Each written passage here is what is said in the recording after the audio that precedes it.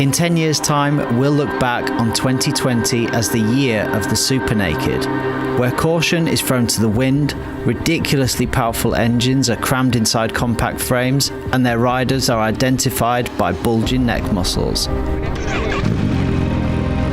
This test puts two of the biggest contenders head to head.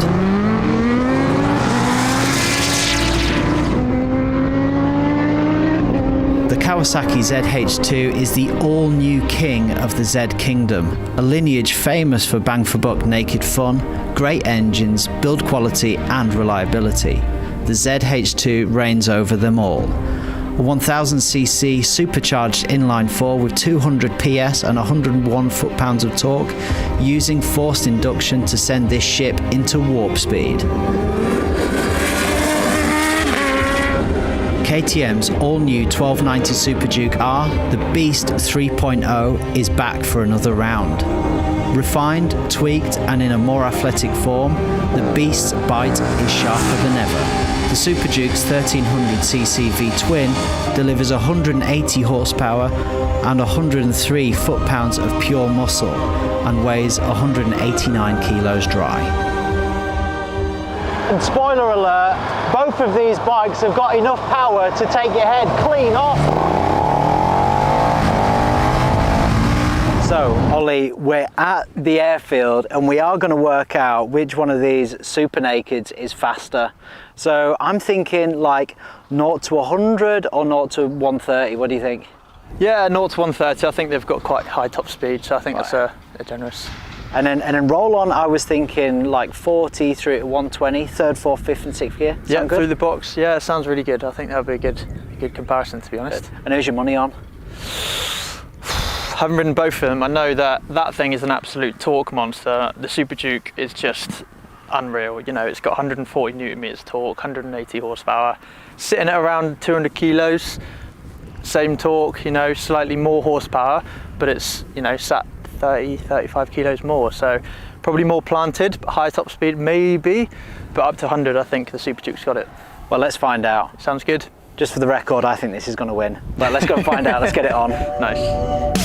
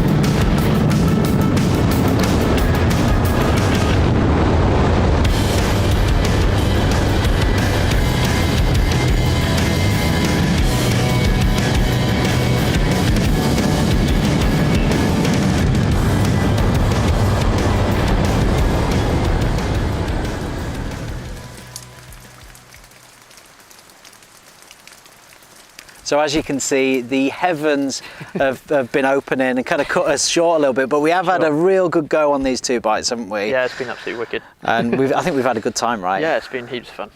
The results? We both talked about it earlier, weren't we? It's really inconclusive, you know. Earlier I sort of said that would be, you know, the one to go for, sort of 0 to 100, and then that would sort of go off afterwards, but we were both changing bikes and we were both sort of back and forth, as you'll see in the video, but it's just difficult to lay the power down basically and hold on for dear life, just because the handlebars are going and you're trying to tuck behind without breaking your neck and stuff from the wind. You know, my neck's a little bit sore now.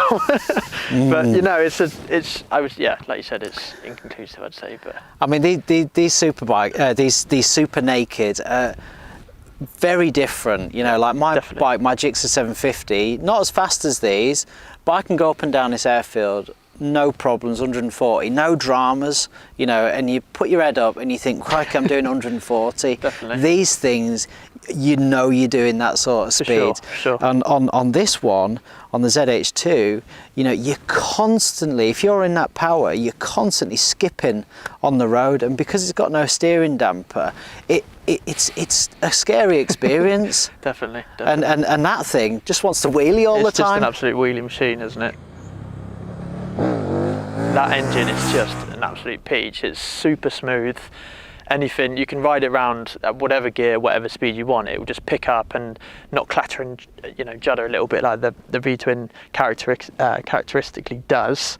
But, you know, on third gear roll on, that eats up for breakfast. But fourth, fifth, sixth, that is just it's gone, gone straight away. It's a really flexible motor. Definitely. So I think the 0 to 130, pretty inconclusive, probably a bit more to do with the rider and a bit more to do with how much guts you've got, how much balls you've got basically. The roll-on stuff, this in third gear, everything else, the Zh2 wins. Yeah, but definitely. You know what, these bikes weren't designed for the track, they weren't designed for doing this, they were designed for the road. So we're going to take them on the road and see how we get on.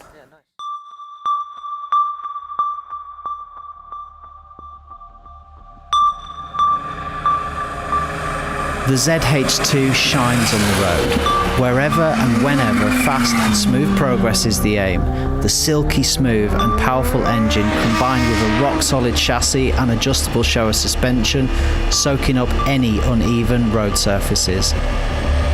Kawasaki's market research said their customers wanted a powerful naked bike that was easy to ride and could be ridden every day. They have delivered on this to perfection. The Zh2 is an incredibly comfortable place to be. All-day comfortable riding position and a beautifully silky smooth motor that can be as easily ridden on a trip to the corner shop as it can be cruising at 120 miles an hour on the autobahn. Suspension set up plush, sure-footed, planted, and the swung-back bars providing a less intense and more relaxed feel. By contrast, the KTM is a totally different animal. The Super Duke is aggressive, sharp, pinpoint accurate, a feeling much more akin to sports bikes than tourers. The geometry is more athletic. You sit on the Zh2, you sit in the Super Duke. An all-new chassis and WP suspension combined with Bridgestone S22 tyres to give an uncompromised naked bike that will devour many a sports bike on track. With devastating accuracy, the KTM is undeniably the sharper track tool when compared to the Zh2. And the brakes, no quicker than your eyes have been repositioned from the back of your skull that they are at risk of flying out entirely the other way. Brembo Stylema calipers being the culprit, delivering what feels like fork-bending levels of stopping power. And this is where the differences start to show. With a more upright position and bigger feel, the Zh2 feels more orientated towards longer distance and comfortable work, whereas the 1290 Super Duke R feels and rides firmer and harder, a more sporty and more aggressive stance. Harnessing the power of these bikes is no mean feat. Excellent electronic packages controlling all aspects of the bikes. Lean angle sensors, multi-level traction control, launch control, wheelie control, rider modes. The KTM even features a supermoto mode which enables the rear wheel to slide while keeping the front ABS working. It's really clever stuff. When KTM called the Super Duke the Beast, they hit the nail squarely on the head. It barks like a pit bull ready to be let off its leash. And by contrast, the Kawasaki is definitely not a beast. But don't get me wrong, I wouldn't call an F35 Jet a beast either. I'm labelling the Zh2 a heat-seeking missile. By definition, naked bikes are motorcycles with the fairings removed, and depending on which side of the fence you sit on, it can be, well, a bit awkward looking. The Super Duke is angular, its razor-sharp lines bringing beauty to the beast. The classic KTM orange carefully mixed with blue, and it works. That single-sided swing arm is a thing of beauty, and the feel of the build quality is nothing short of brilliant. The Sagomi styling of the Zh2 is arguably less beautiful than the Duke, its powerful front end blunt in comparison at first glance, and the fine details don't shout premium in the same way that the Duke's does. But beauty is often found somewhere between chaos and order, and with the Z, it's about discovering new angles and line work that you may have not first seen.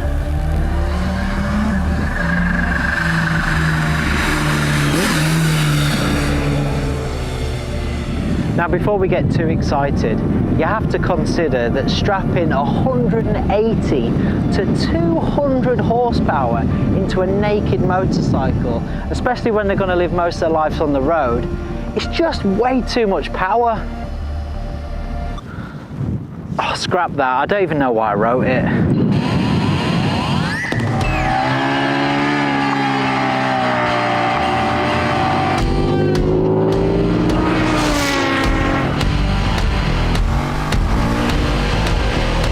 Now for the conclusion. If you want the ultimate in speed, all-day comfort, a real do-it-all motorcycle, the Zh2 has to be the winner. But on the flip side, if you want the sharpest tool in the box, uncompromised sport bike handling and ergonomics, the KTM has to be the winner. Think of it like Michael Jordan versus Usain Bolt. They're both winners, they're just playing slightly different sports. And with these two super nakeds, whichever one you choose, it's going to be for different reasons. And you literally cannot lose. With that in mind, we're going to flip a coin. Right, I'll take the Super Duke then, heads. You got tails. Heads it is, you take the Kawasaki, mate. Happy days. Let's do it. Let's do it.